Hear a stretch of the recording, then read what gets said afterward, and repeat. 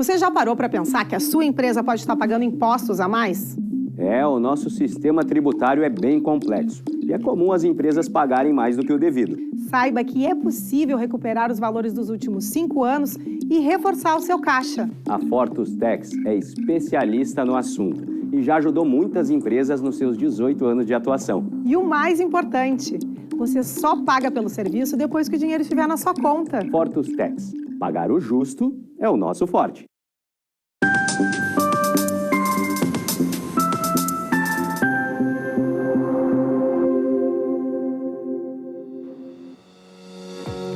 Olá, sejam todos bem-vindos. Eu sou a Amanda de Oliveira e junto com João Custódio estamos começando agora o programa Papo Certo de hoje. De segunda a sexta, às 8h30 da noite, estamos aqui falando sobre as diversas áreas do direito, empreendedorismo, economia, política e saúde. E o papo de hoje é de política e vamos falar sobre o cenário atual do RS. Nossa convidada de hoje é a deputada estadual Luciana Genro, fundadora e diretora do PSOL. Muito obrigado pela presença no Papo Certo de hoje, Luciana. Obrigada, João. Prazer estar com vocês, Amanda. Seja muito bem-vinda, deputada. E você que nos assiste, já salve o número do nosso WhatsApp e nos envie a tua mensagem. Vamos fazer um rápido intervalo e já voltamos.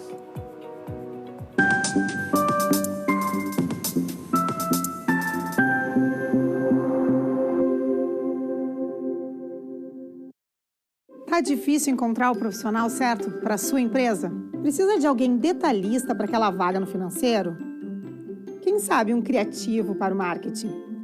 Ou ainda, alguém focado em resultados? A Fortus RH utiliza técnicas de seleção e processos estruturados, realizando entrevistas, aplicando provas e testes específicos. Tudo isso para buscar a pessoa certa para a vaga certa. Fortus RH. Conectar pessoas é o nosso forte.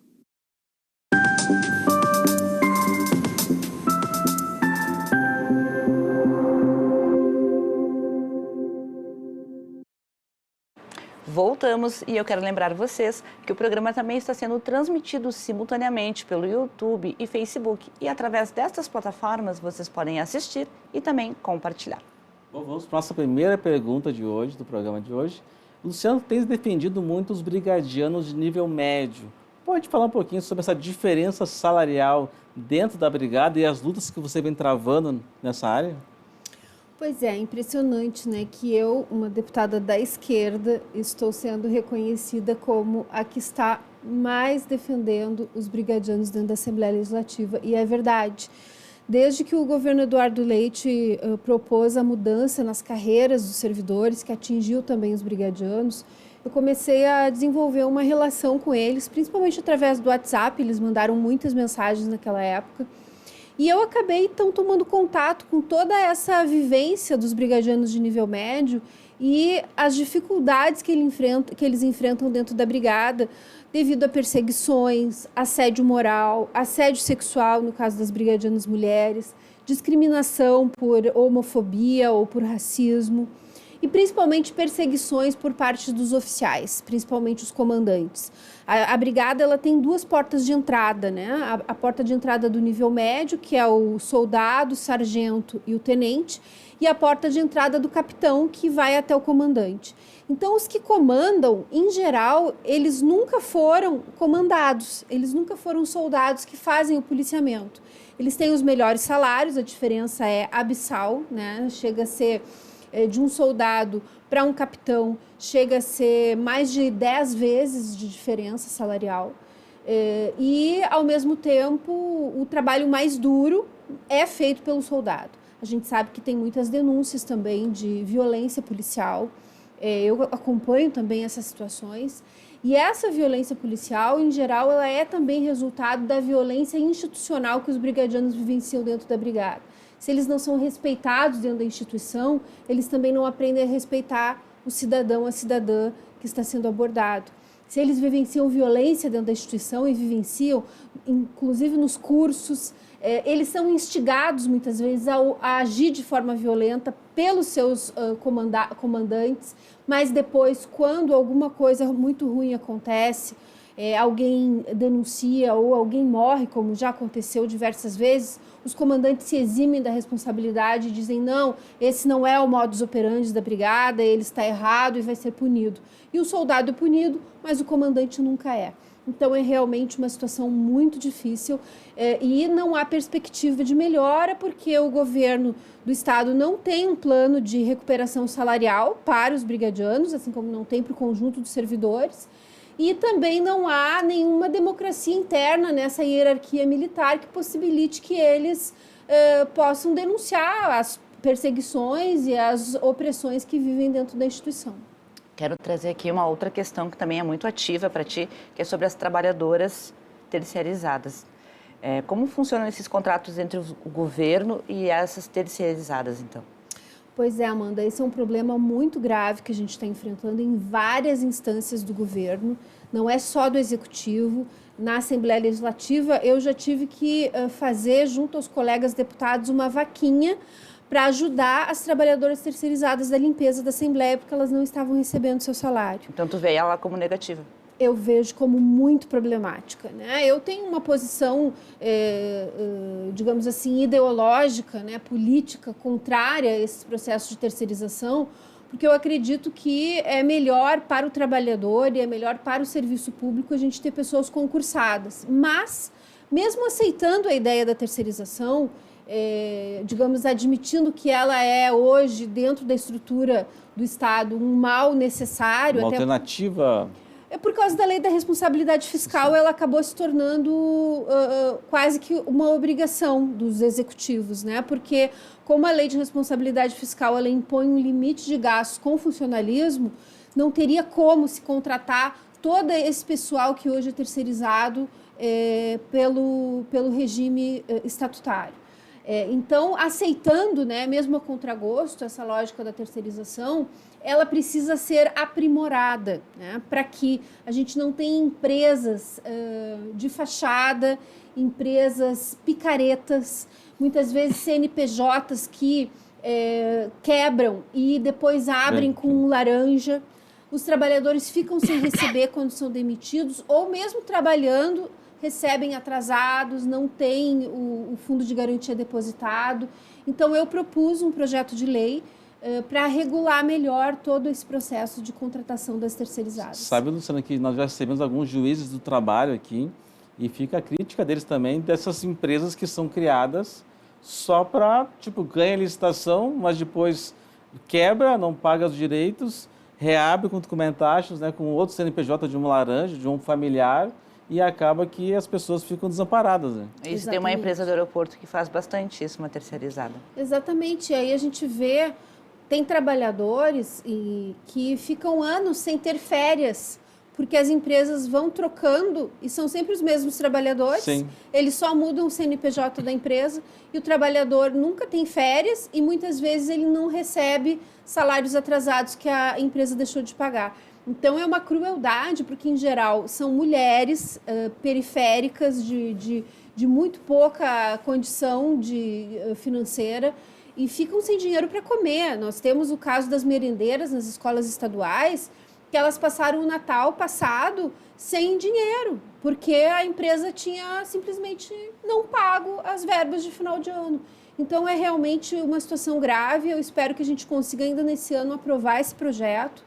Estou conversando com o governo também, porque eu acredito que é de interesse do governo fazer essa regulação de forma mais séria para garantir que esse tipo de situação não aconteça. Tomara que seja aprovado logo. Ainda mais, geralmente, as pessoas têm uma renda menor e tem mais dificuldade de ter uma reserva, né? Não tem reserva, é salário mínimo, né? Então, Sim. Não tem como ter reserva, a pessoa mal tem para comer, é da mão para a boca aquele salário. Então, realmente, quando atrasa, às vezes, 5 dias, a pessoa já fica numa situação difícil, porque não tem o dinheiro para o transporte para ir trabalhar. Exatamente. Bom, Luciana, ainda voltando um pouquinho ao assunto da brigada, né? Sobre as câmeras nas fardas e nas viaturas. Qual a importância dessa medida? Pois é, essa questão das câmeras ela já está sendo implementada em vários estados, né? Em São Paulo, Santa Catarina, em alguns estados do Nordeste. E o que se percebeu? Uma diminuição brutal nas mortes de pessoas que são abordadas e também nas mortes dos brigadianos. Então, quem se beneficia são os dois lados, né? O brigadiano que tem uma segurança em agir e saber que o que ele está fazendo está sendo filmado e, portanto, se alguém depois se queixar, se alguém reclamar, se alguém denunciar, ele vai poder comprovar o que aconteceu de fato. E uma segurança da cidadania que está sendo abordada de que o brigadiano, ao saber que está sendo filmado, não vai agir de forma errônea, né? Essa semana mesmo nós recebemos na Assembleia o Rai Duarte, não sei se vocês se recordam desse caso. O Rai é um torcedor do Brasil de Pelotas que estava num jogo aqui no... Ficou bastante tempo hospitalizado, inclusive. Ele ficou 45 dias na UTI, 3 meses hospitalizado.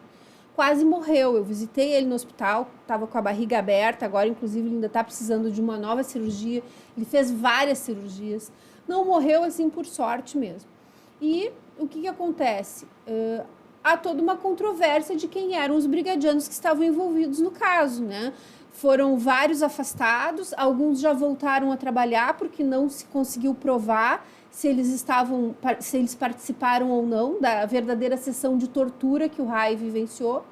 E tem o caso do menino Gabriel, né? Que foi justamente na cidade de São Gabriel, que ele foi realmente assassinado, né? E é quase que incontroverso que foi pelos policiais. Colocado no porta-mala do carro seu corpo e levado para um descampado. Depois achado dias depois do descampado. Achado num açude, né? Uma história terrível. A família dele esteve lá na Assembleia, inclusive a gente colocou o nome dele também no projeto das câmeras. E agora a gente quer que esse projeto das câmeras ele seja aprovado para que o governo tenha um prazo para implantar. Porque, inclusive, o Eduardo Leite está começando com um projeto piloto, né, de implantação das câmeras. Mas a gente quer que isso seja um projeto de Estado e não de governo, quer dizer que realmente isso seja implementado em todos os brigadianos e que não possa ser revisto por nenhum governo.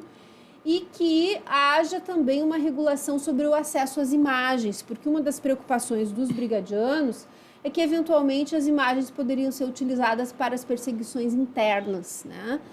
Então, vai lá um oficial e fica fuçando nas imagens, tentando achar algum deslize do soldado para puni-lo, para afastá-lo, para, enfim, persegui-lo. Então, a gente quer também regular esse acesso às imagens para garantir que elas só sejam acessadas realmente em casos graves de denúncia de alguém que foi agredido ou de alguém que está denunciando um crime por parte de algum brigadiano. Sobre esse projeto, há muita oposição ou é um projeto que tem um amplo apoio? Pois é, eu tentei aprová-lo na legislatura passada e ele foi derrubado, né? Eu tinha até certeza que seria aprovado, porque ele havia sido aprovado por unanimidade não, mas por ampla maioria na CCJ e na Comissão de Segurança, e depois uma reviravolta de plenário ele foi derrubado. Eu acho que há uma resistência por parte de quem não quer ser fiscalizado, né? Existem criminosos em todas as profissões. Tem Sim. jornalista criminoso, tem advogado criminoso, tem político criminoso e tem brigadiano criminoso. E o brigadiano que comete crime, que é comprado pelo tráfico ou que pega dinheiro do bicho ou que comete violência contra a população, ele não quer ser fiscalizado. Agora, obviamente que essa não é a maioria dos brigadianos, né? E esses precisam justamente ser derrotados na sua tentativa de querer continuar cometendo crimes de farda.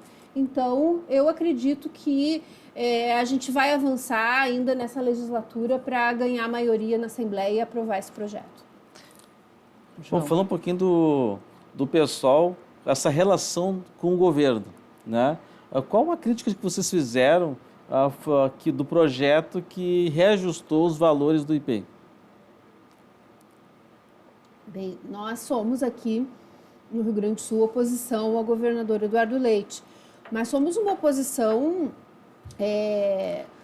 que atua dentro dos marcos da razoabilidade. A gente nunca deixa de votar algo que é bom para o povo. Por exemplo, agora mesmo nós aprovamos o auxílio emergencial para as pessoas que foram vítimas do ciclone. Sim. O governo está prometendo R$ 2.500 para cada família que perdeu tudo no ciclone. É pouco dinheiro, nós até apresentamos uma emenda para aumentar esse valor, mas não conseguimos e votamos a favor. Mas o governo Eduardo Leite tem uma política em relação ao funcionalismo, em especial, que é de total desmantelamento, né, das carreiras, o que afeta o serviço público, e de arroxo salarial brutal. E no caso do IP, toda essa política incidiu de forma muito forte sobre o IP, porque à medida em que o servidor não tem reajuste, ele está com uma defasagem aí de 50% em relação à inflação, isso influi no valor que vai para o IP, porque se o salário dele está congelado, a contribuição dele também fica congelada, porque é um percentual sobre o salário. Isso fez com que o IP sofresse um processo de déficit, né? Porque os insumos da saúde aumentaram muito com a Covid e com a própria inflação. E aí, qual é a solução que o governo achou? Cobrar mais do servidor. Então, além de não dar reajuste, ele ainda tira do servidor mais dinheiro para sanar esse problema do déficit do IP. E nós alertamos que esse problema do IP não vai ser solucionado assim, porque a lógica de arroxo vai continuar. Daqui a pouco, mais uma vez, vai ser preciso mais aportes no IP, além do que há dívidas do governo, do Executivo, do Tribunal de Justiça, da Assembleia, com o IP que estão sendo discutidas judicialmente, mas que existem e que poderiam também minorar o problema de déficit. São valores relevantes essas dívidas? São valores relevantes. E a gente quer que o Tribunal de Contas analise, porque ele entendeu que esses valores deveriam ser pagos sem juros e sem correção monetária. Quem é que paga uma dívida sem juros e sem correção monetária, me diz? Isso não existe. Então, essa é a discussão que existe em relação a esses valores. E, portanto, a gente não pode aceitar que, depois de 7 anos de arroxo, sem recuperação da inflação, o servidor seja chamado a pagar mais pelo IP, sendo que ele não tem mais de onde tirar, principalmente o de baixa renda. Porque o de mais renda, os juízes, promotores, receberam reajuste e já estão fora do IP. Eles não pagam mais o IP. Porque é uma lei federal, uma decisão do Supremo permitiu que o IP seja facultativo. Então, só ficaram em maior volume os baixos salários, que já não tem mais de onde tirar. O pessoal está endividado, está com muita dificuldade de sobrevivência nesse quadro de congelamento salarial por tantos anos. E são muitas pessoas que dependem do IP, né? Muitas pessoas que dependem do IP e que vão acabar tendo que sair do IP porque não vão mais conseguir pagar, né? E isso vai sobrecarregar o SUS e vai prejudicar toda a população que também utiliza o SUS, porque vai aumentar a fila do SUS, que já está enorme, né? Fila de consultas, fila de cirurgias, fila de exames, é algo extremamente demorado pelo SUS, e quanto mais gente tiver nesse sistema, mais demorado vai ser para conseguir o atendimento. Estamos quase no finalzinho do nosso primeiro bloco. João, faz a última pergunta para a deputada Luciana, por gentileza. Luciana, você esteve presente na luta, né, do LGBTI, teve um evento agora, um grande evento em Porto Alegre, talvez nacionalmente também. No teu mandato, quais são os principais projetos para essas pessoas?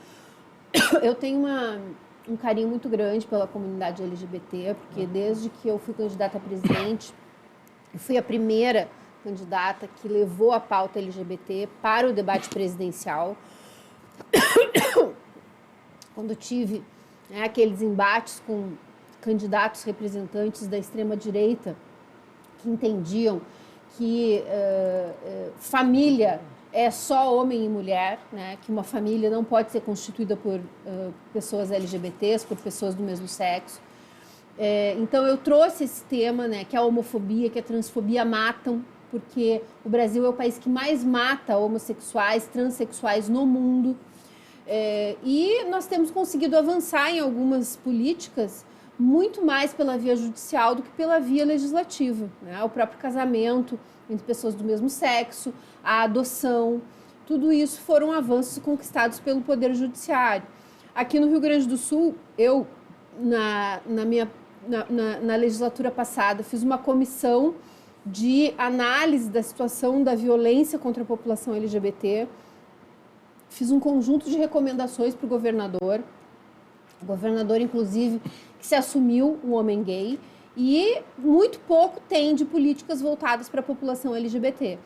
De todas as recomendações que eu fiz ao governo, apenas uma foi cumprida, que é as cotas para pessoas trans, para as pessoas LGBTs nos concursos.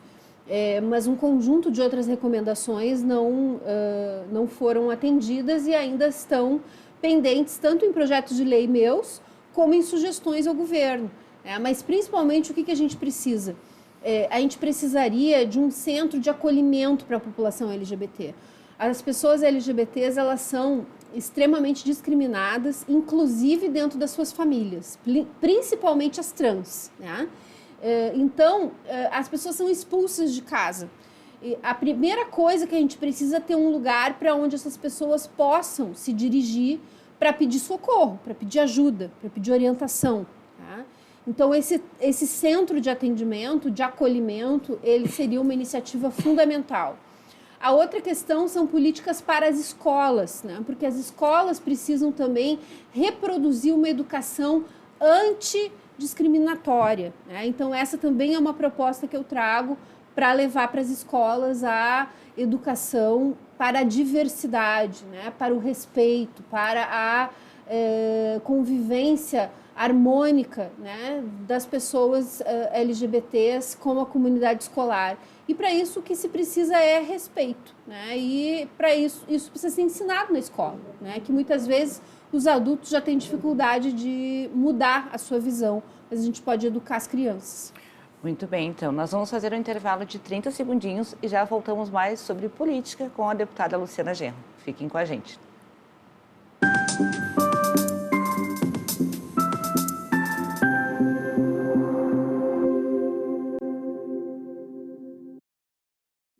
Em tempos de juros altos, margens reduzidas e incertezas, rever estratégias é fundamental para manter o seu negócio competitivo.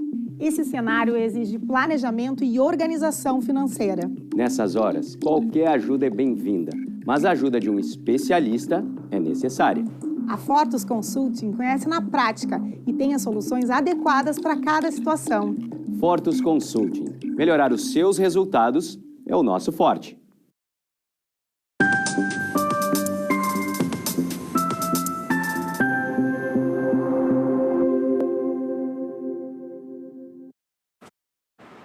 Voltamos e eu quero aproveitar e te convidar para nos seguir nas redes sociais e também te lembrar que o programa é transmitido nos principais canais digitais e também através da rede Litoral de televisão, através do canal das 6 da NET Litoral. Bom, deputada Luciana, podia falar um pouquinho do teu projeto de paralisação dos jogos de futebol em caso de racismo? Claro, essa questão a gente viu vir à tona de uma forma mais intensa com o episódio do Vini, né? Lá na Espanha, onde ele foi violentamente agredido por xingamentos racistas. Mas isso é muito comum de acontecer no Brasil e a gente precisa ter uma ação muito categórica para impedir o racismo nos estádios. Então, foi aprovado no Rio de Janeiro já essa lei e eu, inspirada nessa proposta do professor Josemar, que também é do PSOL, lá do Rio, trouxe para cá, que é o seguinte: se houver manifestações racistas por parte da torcida, o jogo é paralisado até que cessem essas manifestações. Se elas continuarem, os jogadores saem de campo até que cesse. E aí, se não cessarem, o juiz, ao seu juízo, pode, inclusive, cancelar o jogo, né? Isso é principalmente para a gente tentar impedir que aconteça, porque à medida em que os torcedores souberem que o jogo pode ser suspenso ou ou cancelado, a gente espera que as agressões racistas deixem de acontecer nos estádios e a gente consiga ter um clima mais harmônico. Eu também tenho um outro projeto que fala sobre o respeito à diversidade dentro dos estádios, a luta contra o machismo e a LGBTfobia, que os estádios possam receber um selo, né, de estádio livre de discriminação, tanto do machismo, da LGBTfobia, como do racismo. Então, são duas propostas que caminham juntas para a gente ter um ambiente menos violento, menos discriminatório dentro dos estádios. Muito bem. Provavelmente essa venha a ser a nossa última pergunta. Eu quero te perguntar sobre a questão da saúde, né? O piso da enfermagem, ele já foi aceito, então, o projeto, mas ele não está sendo pago. Conta pra gente como foi esse trâmite e como está sendo. Pois é, essa foi uma vitória gigantesca que a enfermagem teve no Congresso Nacional. Eu fui parte dessa luta também enquanto eu era deputada federal e agora como deputada estadual, apoiando também a nossa deputada Fernanda Melchiona lá em Brasília, conseguimos aprovar. E agora há uma resistência grande por parte especialmente das clínicas privadas, dos hospitais privados, e o Supremo Tribunal Federal tomou uma decisão que colocou em dúvida o cumprimento do piso, principalmente no âmbito privado. Então, há toda uma mobilização da categoria, houve um Dia Nacional de Paralisação e nós estamos mobilizados também, nós do PSOL, para apoiar essa luta e garantir que esses profissionais que estiveram na linha de frente do combate à Covid, que alguns deram a sua vida, outros perderam parentes, tiveram Covid, ficaram com sequela, que eles recebam não só os nossos aplausos, como receberam na pandemia, mas recebam uma valorização efetiva, que é um piso minimamente digno, que já foi aprovado por lei e que até agora ainda não está sendo cumprido. Eu acho que dá mais uma pergunta ainda. Nós estamos no inverno gaúcho, né? E tem tido momentos que os ciclones têm aparecido, né? E muitas pessoas têm ficado desassistidas. Podia falar um pouquinho dos teus projetos, para as famílias que passaram ou estão passando dificuldades pelos resultados desses eventos climáticos? Sim, a gente, através do Emancipa, que é a ONG de educação popular que eu presido, nós fizemos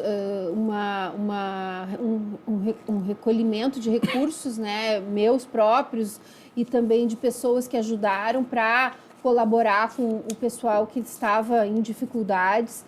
Apresentamos essa proposta ao governo de aumento no valor do subsídio que o Estado vai dar, de acordo com o número de filhos e de pessoas com deficiência e de pessoas idosas que tem cada família.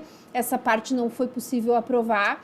Mas o principal é que a gente tenha uma política do Estado e dos municípios no que diz respeito à moradia, né? Eu também sou presidente da Frente Parlamentar em Defesa da Moradia Digna, que é para buscar a regularização dessas ocupações que muitas vezes acontecem em áreas que estão degradadas, que não têm saneamento, que não têm estrutura e que precisam de investimentos públicos para que quando aconteçam esses eventos climáticos, a gente não tenha essas perdas tão graves, esses alagamentos, essas destruições das casas e a perda total, muitas vezes, dos bens que as pessoas conquistam com tanto sacrifício ao longo da sua vida. E realmente uma situação muito triste, né, Luciana? As pessoas elas estão morando numa área de risco não por opção, né? Não é porque não tem outro lugar para ir, né? Exatamente, é porque a gente precisa política de investimento em habitação. Agora, esperamos que o governo Lula cumpra o seu compromisso de retomar o Minha Casa Minha Vida, principalmente nesse nível mais baixo de financiamento para pessoas realmente de baixa renda, porque não adianta ter financiamento só para classe média alta e não ter justamente para aqueles que mais precisam, que não têm condições de pagar no sistema habitacional bancário. Luciana, muitíssimo obrigada pela tua presença e já aproveito para te convidar a voltar. Ficaram muitas perguntas para trás aqui, choveu mensagem no WhatsApp. Eu que agradeço, volto sim. Um abraço. Então, para quem chegou agora, então, te convido a assistir o programa na íntegra, no YouTube do Papo Certo, ou se preparar para amanhã às 7h30, que tem a reprise. Então, amanhã às 20h30, estamos de volta com mais um programa inédito para vocês. Nos assistam.